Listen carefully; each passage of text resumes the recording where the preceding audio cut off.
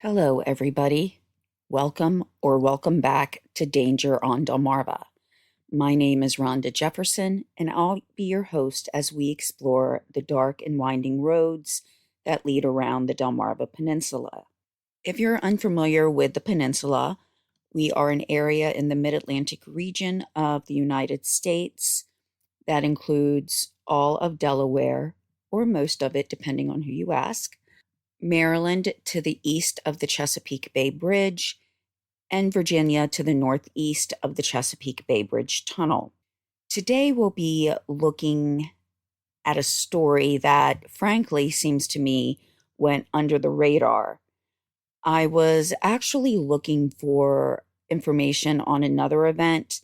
It wasn't even anything for the podcast. It was just, I had a notification pop up on my phone about a news story, and it included, at least from that part I'd read to that point, information about a young person being shot, so a child being shot.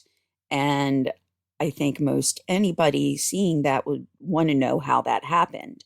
So I did a couple of searches and not really seeing, the whole title before, just out of habit, I always just scroll through everything. And so I did a broader search and this story came up. And so I kind of redirected, doing an episode on this first. I was going to be doing an episode on the Linda Charbonneau case, which is a case I'm extremely familiar with. I was on Oxygen's Buried in the Backyard for that episode. So I wanted to maybe go in a little more in depth, even just knowing about the facts of the case.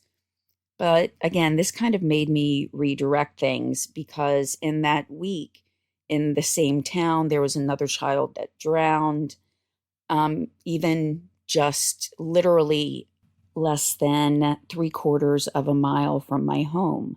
And I did, a Google Map search to get the exact distance. And you can ride it or by a bike or drive it in less than 3 minutes. So a lot of the area, it's still residential. So the speed limit is 15 miles an hour through most of the drive. And a little girl was shot her car was shot at a different location, but they ended up at the apartments with a couple of vehicles damaged by gunfire. So looking at the story that we'll be going over today, again, it just kind of feels like it went under the radar and I hadn't even heard about it. The first article I read regarding the story was extremely slanted. And I think all of us, when we read news, especially when it involves children, there's a very big emotional kind of slant that, we feel about the story.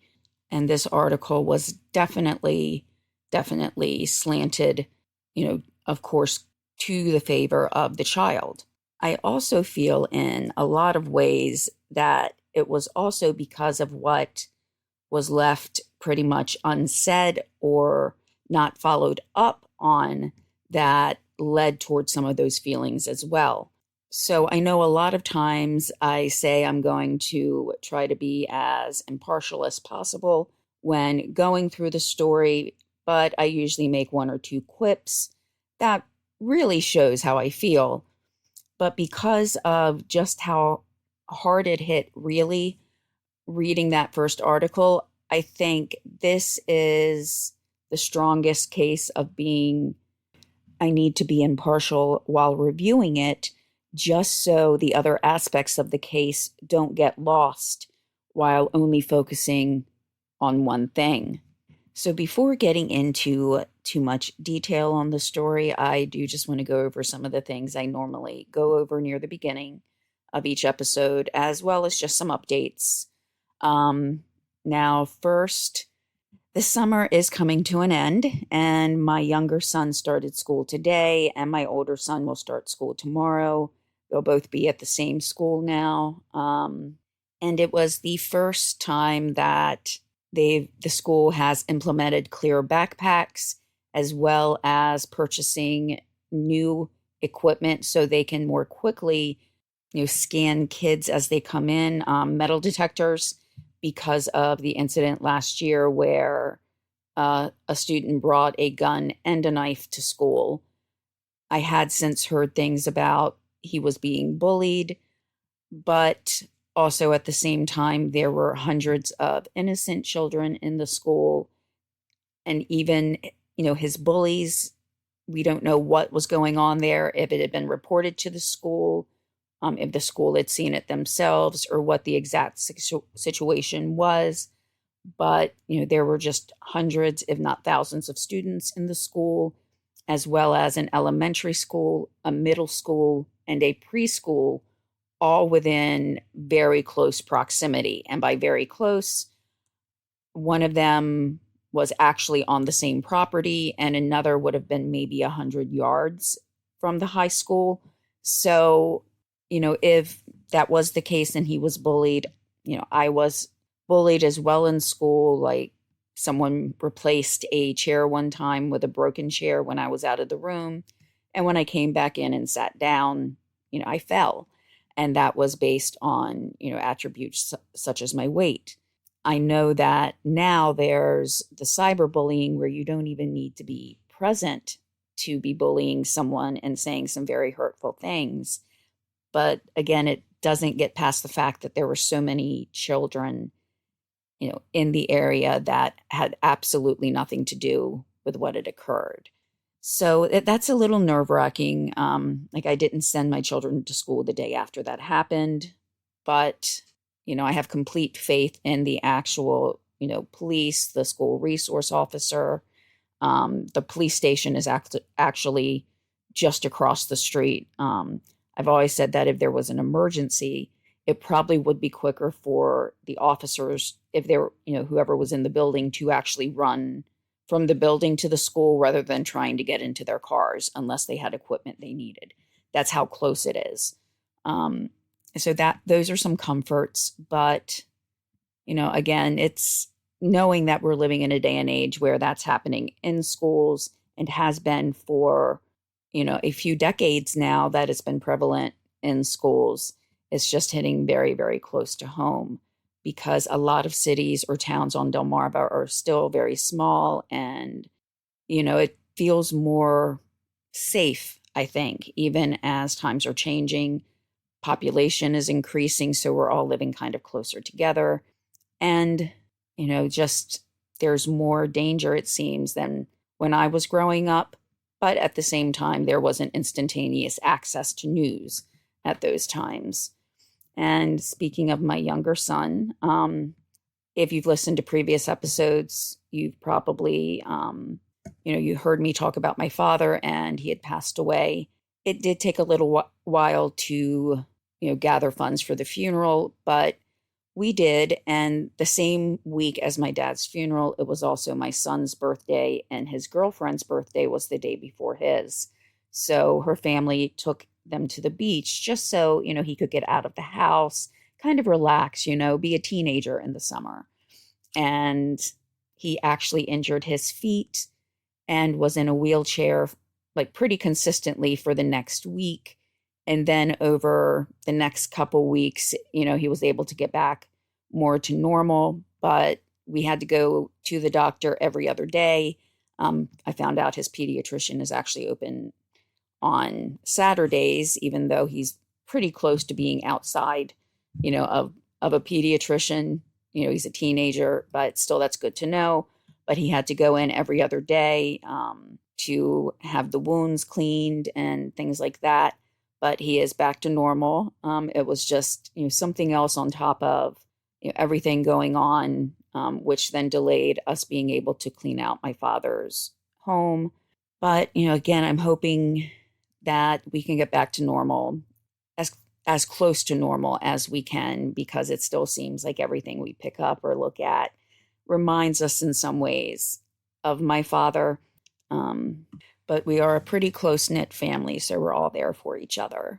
Now, as you can tell from my introduction, today's story will involve a minor, and actually it will include two. And the second one is in that aspect of what's not really addressed too much during most of the articles. So, at the end, I'll go back and address that. But 2 minors will be involved, and there will be one that does die. So I just wanted to put that out there so everybody knows that this is, pretty sensitive topic and hard to hear about with, such a young person being taken away at such a young age. He didn't have a chance to live his life. This is not extremely recent, but relatively recent. So some of the articles will still be available online and not archived onto newspaper sites. So there will be some links that I'll be able to put in this that will let you see some of the articles without having to go through that paywall of an archived news site or something like that. So with all that being said, let's get into today's episode. There are some things in life that we should never get used to hearing about, that we should never get to the point where it doesn't shock us anymore. But more and more every day, we're hearing about crimes and incidents to a point where some of us may feel like we've become immune. But today's case is definitely one of those that nobody should ever feel comfortable hearing about. This case involves the story of the death of a 13-year-old boy at the hand of his sister's boyfriend. His sister, who was 16 years old, and the boyfriend, who was 22 at the time. The 22-year-old boyfriend lived in the same home with his girlfriend's family. The 13-year-old, Brianna Collins, was still in middle school. His life had not truly begun at that point. But just knowing his age and knowing that he died, we'll know that he would never learn how to drive, to find the love of his life, or even get his heart broken for the first time, get married or have kids of his own. The boyfriend, in a rare case when it comes to crime these days, readily admitted and actually tried to get help for his girlfriend's brother. But what were the events that led to this? That led to one young man losing his life and another young man who, by most testimony given and the facts that fell behind the case, was a hardworking and some would say good man.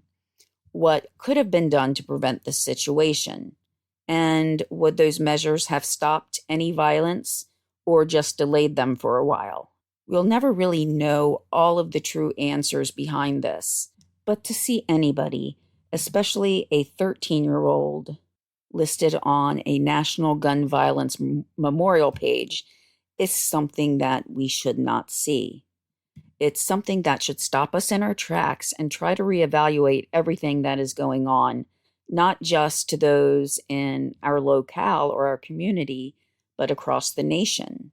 Will this one case or any one case make a difference?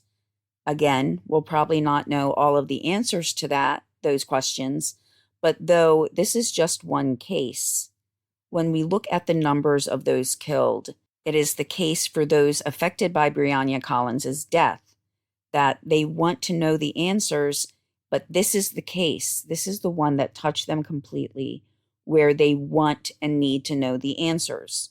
Probably it's the first thing, or at least one of the first things, that those close to Brianna think about when they get up in the morning, and one of the last things that they think about at night. The worry that I thought would kind of go away once my children got older hasn't. If anything, it's only increased.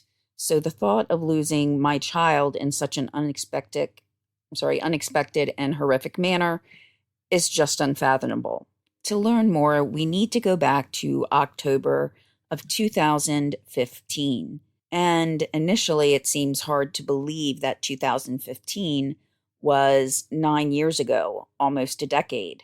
But this is where we're going to start and go to Accomack County, Virginia, in the town of Painter. And I don't think we visited there before, so let's find out a little bit first about the area before we venture into Brianna's story. Now, as Painter is on the eastern shore, we can pretty much count that water is going to be very important to the town. But interestingly, while it's important, it's actually for the exact opposite reason than we're normally used to. The town itself is 36 feet above sea level. Comparatively, Denver lies at 5,280 feet, which is, while it's known as the Mile High City.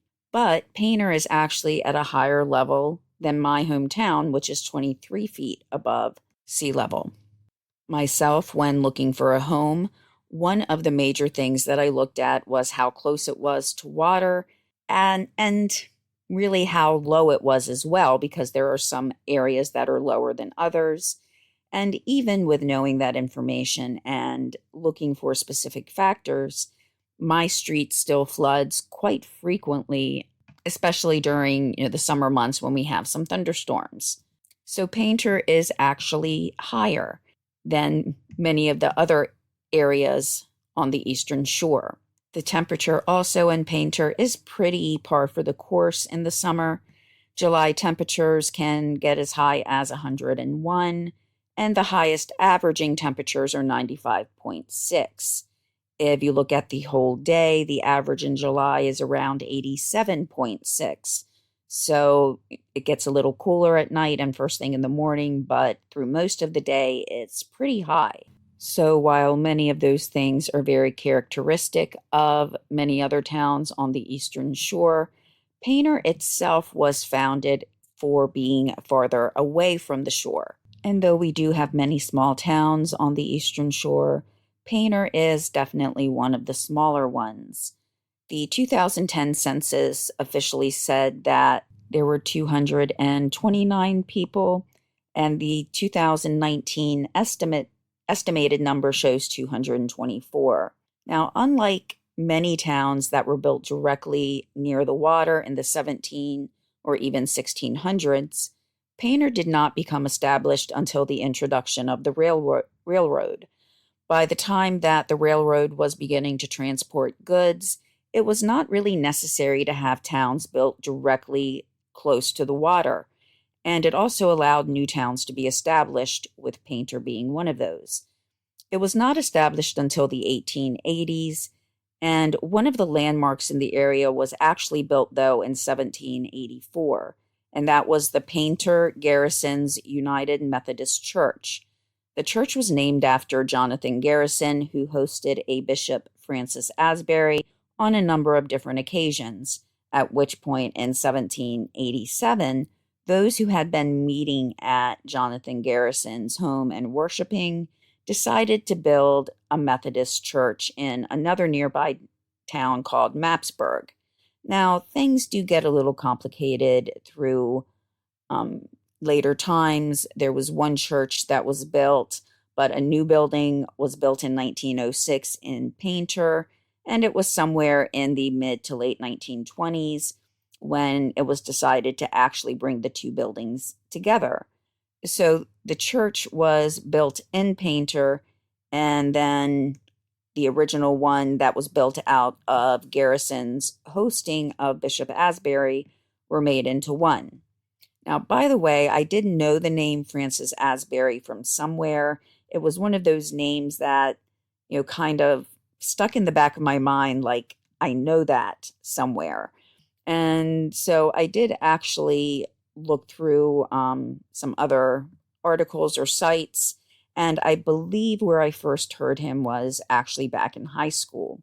And his name is famous not necessarily just on the Eastern Shore here, but as history during that time period was recorded, Francis Asbury was known to be a man born in England, but spent 45 years in the United States. But he was one of the first bishops of the Methodist Church, and especially in some of the smaller towns as we head towards other parts of Delmarva, I do see that there are a number of Methodist churches, and there are a big presence in a lot of communities. A friend of mine who lives in a more rural and very small community, he goes to a Methodist church, and at least as of about 10, 15 years ago, because we haven't spoken in a while, there would be a minister who had services at a number of different churches. So it was easier to have the minister travel from town to town, go to different churches, than to have a number of different parishioners all go to different areas. And especially during that time where automobiles were not a thing, that was something that was more convenient, useful, and just easier for people to get around and be able to congregate. Now, lastly, about Painter, even though the town itself has about the 224, give or take, numbers in the most recent census and afterwards, it's not even 3/4 of a square mile. So Painter is 0.65 square miles in area with no waterways directly in town. So that's where I'm saying it's a little bit different in regards to water, in that most of the towns were built up around ports, around rivers and lakes, things that would allow people to use the water to grow the community in terms of importing and exporting, or even just being able to sustain livelihood as far as fishing, or doing even personal fishing to provide meals for your family at that time. It was only when trains became more prevalent and were able to carry goods across the land that Painter really sprung up into its own town. And just some speculation on my part, as far as trains go, it was probably much better to have it in a town like Painter, where even though 36 feet above sea level is not extremely high, it's much better than any of the towns that are at the coast or even have access to inland rivers, because I'm not directly on, the ocean or on the bay, but we are at a relatively low sea level, and most towns, or most homes in my town, I've been told, don't have a basement. There might be a crawl space, but there are also sump pumps that are needed in order to keep the water out and flooding a home or causing other damage. But now we are back to October of 2015, and we're going to a home that is located on Keller Pond Road. On that day, a lot of anger was afoot and tempers were flared. Now, the 22-year-old boyfriend there was Nicholas White. And just to go back to emphasize some other things, he was living in his girlfriend's family's home, and she was 16 years old. I did not see her name reported anywhere in the articles, so I will refer to her mostly as the girlfriend or the sister, depending on which perspective I'm looking at it from, whether it's from Nicholas's or Brianna's. The incident did take place on a weekday, and I did come across some articles that said they were not sure why both teenagers were at home. It was a Friday, but I don't know, going back in time that far, if there may have been an in-service day, or given that it was in October, if there might have been a long weekend for Columbus Day, or in some areas it's called Discoverers Day. That may have been the case, as some schools will give a longer weekend and have that Friday off. But as it was not reported in some of the articles immediately, that seems like it was not the case. Otherwise, that should have been obvious then as to why both teenagers were at home. What we do find out is there was some information about Brianna's sister saying that she was actually suspended or expelled from school, according to some of the testimony provided. However, we don't know the reason for that suspension or expulsion, and that would still leave Brianna home, even though it was a school day. Now, on this day, the girlfriend/sister had thought that Nicholas was receiving text messages from other women. An argument then ensued and continued to escalate. Nicholas's girlfriend thought about these messages, thought that he was cheating, and wanted to see the actual messages, but Nicholas did not show them to her. So at that point, the sister did start to hit and scratch Nicholas according to testimony provided. Also, some of the testimony provided does come directly from Nicholas, and I did not find any recorded testimony from the sister, so this is coming from Nicholas's perspective. In what is speculated to be an attempt to protect his sister, which, if this is the case, shows that he did have a big heart and loved her immensely, Brianna came into the room and he had a gun. Nicholas said he actually felt the gun against his side as Brianna approached him. He tried to turn Brianna around to go back towards the mother's room, but he still ended up, he meaning Brianna, he still ended up turning back, coming back to White, and pointing the gun at him. And this is where Nicholas did say he went in and got his own gun and told Brianna, again, according to Nicholas's testimony, that, quote, "Man, go ahead," end quote. The description we have from here is testimony that I'm sure we've all seen on TV shows, whether they be actual scripted shows or ones about mysteries and crimes. But Nicholas said that he had the gun, he had always kept it loaded, and he was in the hallway, quote, talking back and forth, end quote. And he said the gun just went off. So this was Nicholas's testimony, but I want to go back and kind of reanalyze it or go through it again, as just going through the quotes and the testimony he gave, I admit it can be a little confusing as to the exact sequence of events. So what had supposedly happened was Nicholas and his girlfriend were fighting. At some point during that fight, Nicholas stated that his girlfriend started to hit him, but as the tempers and the violence grew, Brianna came out of his mother's room and had a gun. At one point, Nicholas said he felt the gun on his side and tried to direct Brianna back to his mother's room. And Brianna had initially started to go back, but then stopped. At some point during this altercation as well, Nicholas had gotten his own gun, the gun that he admitted he always kept loaded.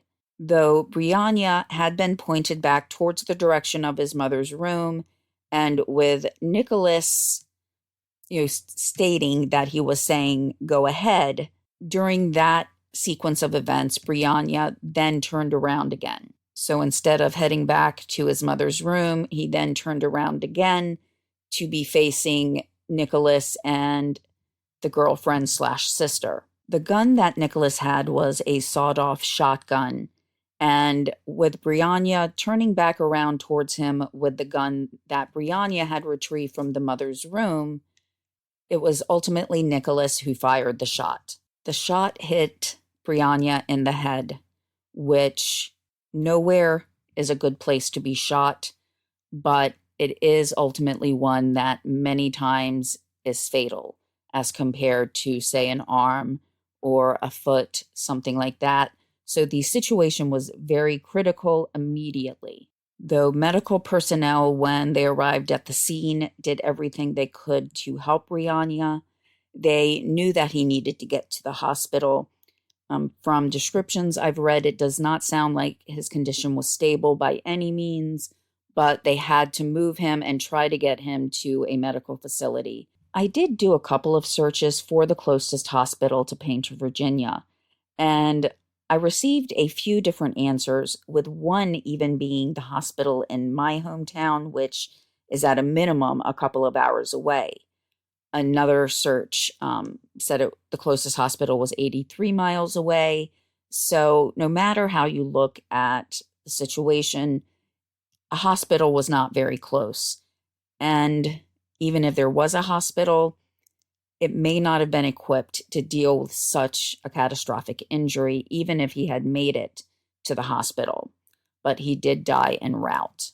As information began to be gathered by investigators and statements were taken, Nicholas White said that his girlfriend, Brianna's sister, had actually stabbed him that day as well, but the description as to where he may have been stabbed and what he was stabbed with was not provided in any of the articles, at least that I was able to locate. However, it did sound, based on testimony, like there was always a lot of tension or tempers running high in that household. Additionally, to give kind of a time frame or context to the situation, Nicholas had been living with his girlfriend and her family for about 4 months at that point, and they had been dating each other for around 8 months. When Nicholas didn't have a place to stay, Brianna's mother said that he could stay there. I did, as well as other people at the time, try to find out if any charges had been brought against Nicholas because at 22, he was an adult and Brianna, 16, was a minor. So I did look at the age of consent in the state of Virginia, and that would be 18. Now, in what I've noticed just throughout the years, it seems usually that 17 is the age in some states and 18 is in others. Growing up, I believe there were more states where it was 16 years old, but that seems to have been kind of phased out for the most part to where it's either 17 or 18. But regardless, this was not really mentioned at any place in most of the articles or in the case breakdown during the sentencing. Now, like I said, Nicholas did readily admit to what had happened. He also reportedly ran to another home of a neighbor that he knew was a nurse, and he, wanted to get her attention and bring her over to try to get help for Brianna. The initial charges brought against Nicholas White were for murder, but it was reduced to manslaughter, and Nicholas received 10 years. So there's some things to unpack here. First, was this truly manslaughter and not self-defense? Given testimony that there had been tempers flying that day and that Brianna was in fact the person who brought out the first gun, this is something that the prosecutors probably had to think about really hard in terms of what to charge Nicholas White with. It could have also been argued that, as again, Brianna was the one who brought the gun out first, that Nicholas was just defending himself. But again, this was a 13-year-old boy. And though Nicholas did have time to go and get his own gun, could this have been a case where Nicholas White could have been more mature and talked to Brianna in a calm manner instead of resorting to going to get his own gun? It's easy for some of us to think that way, given that the actual mental age between 13 and 22 is massive, that at 22, Nicholas White may have or should have a more calm approach to the situation, but he did go, in fact, and get his own gun. When the judge in the case, a Judge W. Revel Lewis III, was summing things up, he shared how Nicholas White had lost his parents at a very young age, and that he worked multiple jobs and had never been in trouble at all. But in a matter of probably 5 minutes or less, lives were changed and one ended. Brianna lost his life before he had even started to live it. He was still observing and learning things that he would need to do and how to live if he had actually gotten that chance to become an adult. His sister witnessed all of this happening, and that will stay with her for the rest of her life. Nicholas White, who had worked so hard to fight against everything that had gone against him, the adversity of losing his parents, and working to try to just survive, and eventually, though not graduating with the rest of his class, actually going back, getting his diploma, and was reasonably well adjusted given those situations. Everything was lost in just the pull of a trigger, and he's still losing 10 years of his life in prison.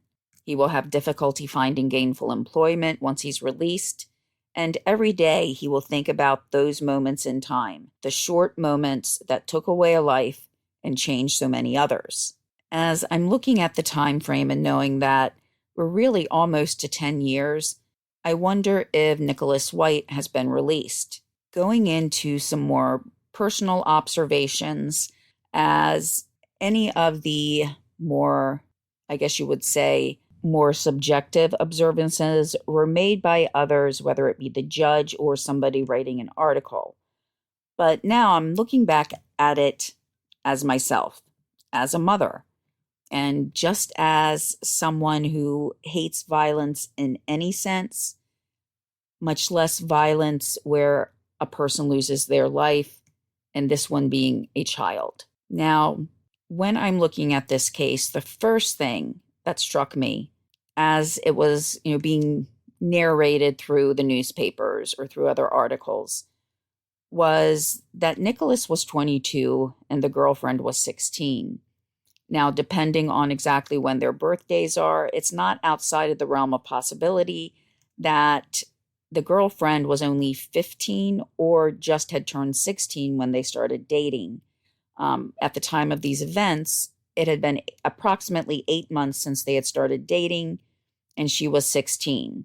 So, at the time of the events. So no matter what, it would put her, possibly at 15 years old or pretty early in, to being 16. And Nicholas White could have been 21 to 22 when they started dating. So this in and of itself is not, it's not right at all. It's illegal no matter how you look at it. So the 10 years that he's spending in prison, none of that addresses the first thing that led to this situation. And that was that Nicholas was living in the home of his minor girlfriend and her family. So that was never addressed in terms of charges being brought or a sentence being passed down because of that. And that's where I really took a step back and where I said this had to be one of the cases where I tried to be as impartial as possible, because kind of instinctively, I want to add more time to the case. Now, without knowing that information, let's just say the girlfriend had been 22 and Nicholas was 22, but they were living in the home with the younger brother, and the rest of the girlfriend's family. I would have never thought of that. It would have been, okay, I would have looked at the case and asked, did the boyfriend really feel threatened by a 13-year-old with a gun?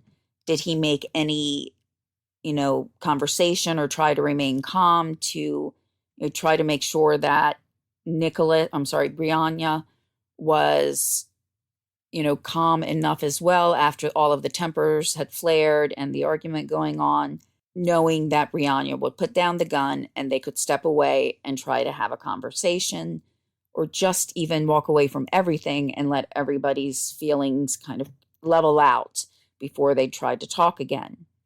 We would have to look at it and know that Nicholas White was the one who had to be the adult and lead in that situation. But as it was, there were a lot of tempers flying. There was a 13-year-old with a gun.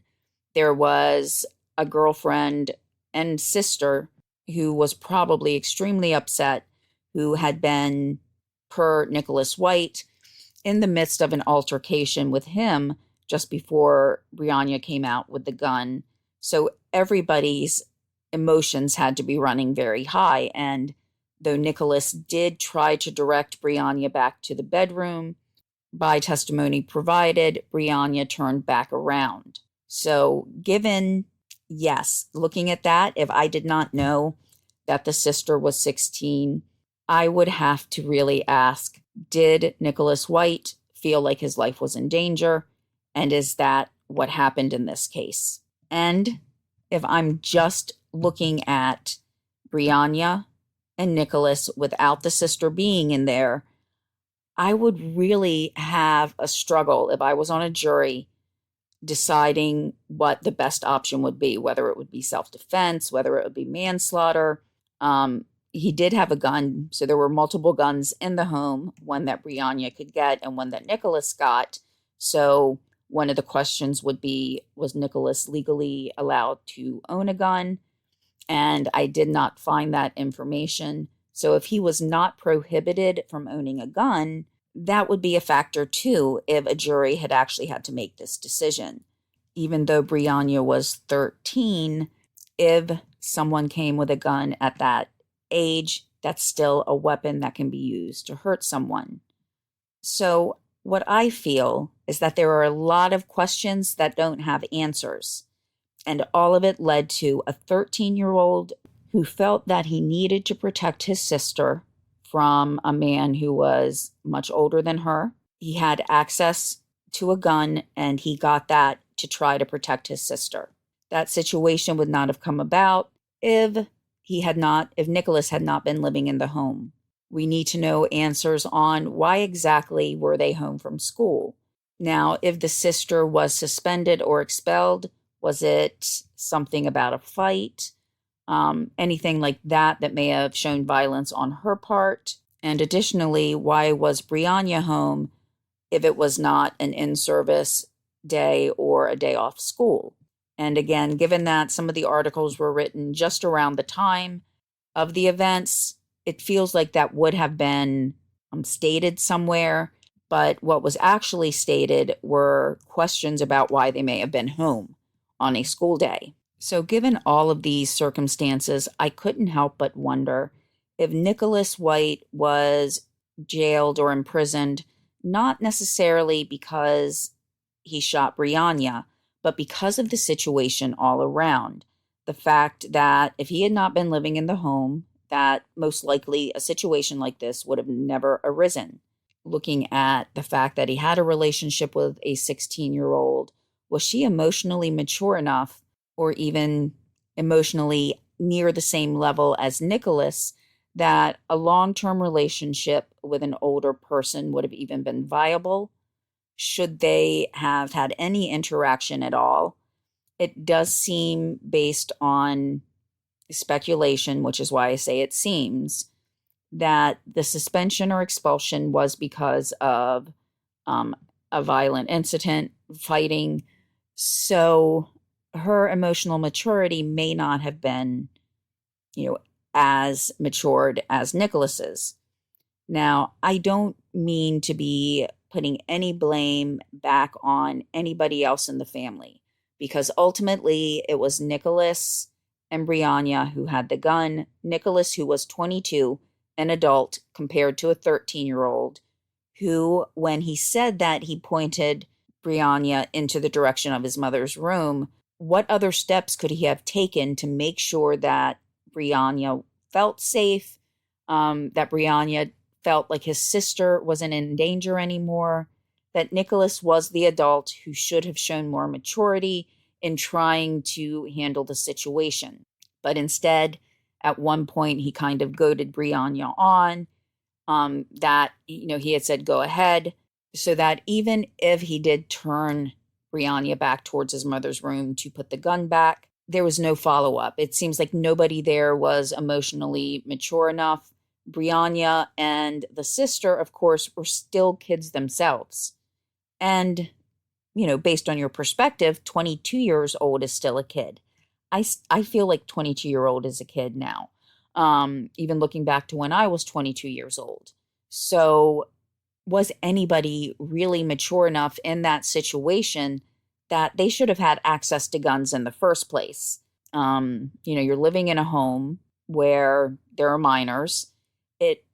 Just without all of the information, as again, that this story didn't seem to get a lot of press or, have a lot of information out there, given, the circumstances that it was a child who was killed, that Nicholas seemed to be a very hardworking young man. So he, I did question earlier whether or not Nicholas could have had a gun. That's just something that I think we always have to question in terms of background. But there was no other criminal case that would make us think that, he shouldn't have had a gun, except we'd have to look at his emotional maturity and figure out if he should have had one. As to a shotgun or another firearm being readily accessible to anybody in the home, where, Brianna did go and get a gun which through the articles said it was in the mother's room, that it was easily accessible for anybody in that house. So whether it had been Brianna, the girlfriend, or even Nicholas, if he didn't have his own gun, could have gotten to that firearm and, in a fit of anger, done anything. So there's a lot of questions there that I think weren't fully answered. It was almost like, okay, we have someone who's accepting responsibility, who, you know, is saying, yes, I did it. And so let's just go ahead and get the sentencing done with, and that's that, without really exploring all of the other issues that came around it. So was the 10 years truly for killing Brianna? Was it a combination of killing Brianna and the fact that he was 22-year-old dating a minor? Or did some people really look at it more as the latter charge, that he was 22 years old, living with a minor and her family?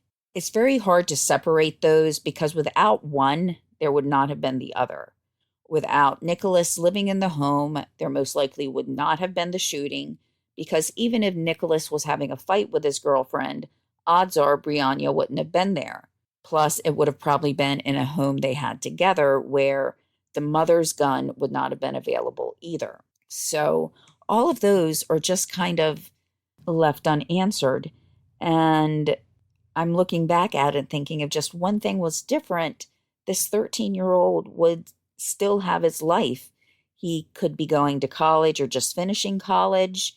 He could be starting a career. He could be working in a career that he loves. It just will never happen because of all of these things coming together and costing the life of a 13-year-old. So I hope I did well enough in kind of separating things, like the emotions that I know I instinctively felt when I read this, and trying to be impartial in telling the story up until, I said I'm being, more of my own feelings about the story. I just think it's something that really emphasizes things in society. And one, that it's never usually one thing that leads to an incident like this. But also, two, we don't always have all of the information. There's so many things that I still have questions about. And how are we ever going to really be able to try to prevent incidents like this happening if they're not truly explored? If it's just kind of left at, well, he confessed, we're all set, here's the charge. Or do we want to look at all the steps that led to this? For example, the judge mentioned that his family had died at a young age, his parents, and he pretty much had to work himself through, the rest of schooling. He didn't have anybody really that he could turn to. So what if there was a better system in place that even if, let's just say, he was 18 or 19 when his parents died, that's still very young. It doesn't say the exact age that they died.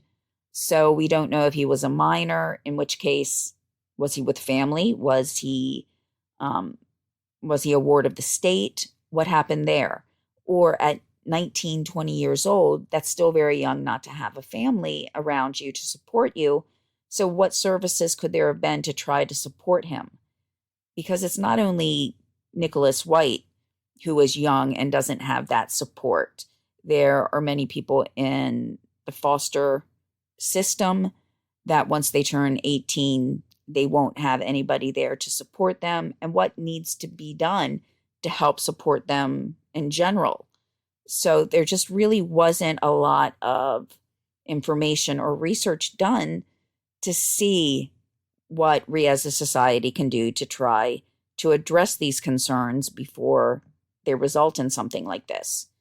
So again, I am not trying to place blame on anybody else within Nicholas's family or Brianna's family, but I'm just trying to bring about questions that will help us better understand this incident and any incident close to this, so that we can try to prevent them. The old saying, which I'm probably paraphrasing to an extent, is those who never learn from history are doomed to repeat it. So unless we learn from incidents like this, Shortly thereafter, there'll be another one.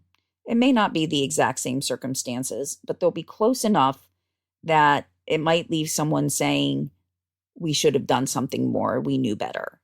But that doesn't seem to be happening.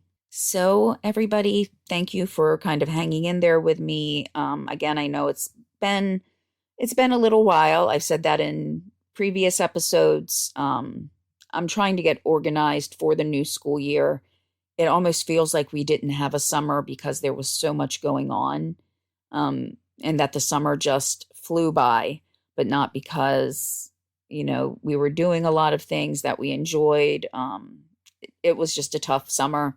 So, I'm trying to, like I said, become more organized, have things scheduled and more in place, even though on the first day of school, I'm already really kind of off that schedule. So I'll have to see, what the next few weeks hold, and hopefully I will get back to normal.